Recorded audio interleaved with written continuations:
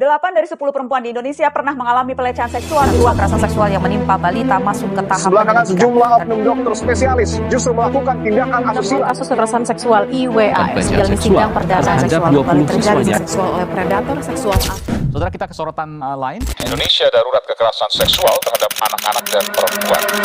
Apa itu kekerasan seksual?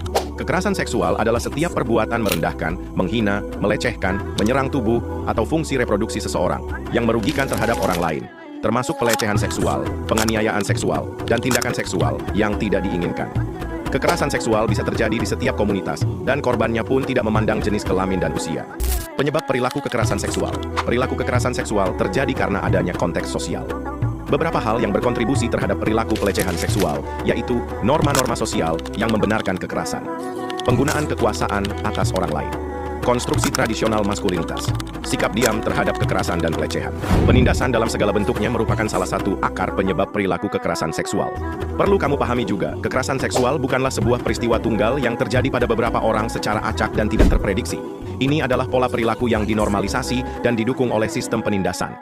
Kekerasan sosial bisa disebabkan karena kurangnya sosialisasi dan kesadaran terhadap pentingnya menghargai batasan individu, adanya penggunaan obat-obatan terlarang, fantasi seksual yang memaksa, dan adanya kesempatan pelaku untuk berbuat kejahatan. Melanggar norma hukum adalah pilihan dari pelaku.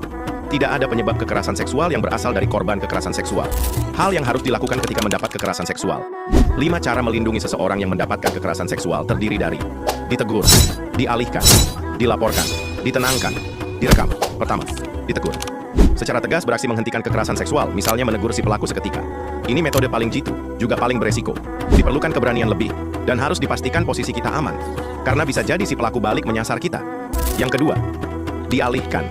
Caranya mengalihkan perhatian si korban dan pelaku, sehingga kekerasan seksual yang sedang terjadi bisa terhenti.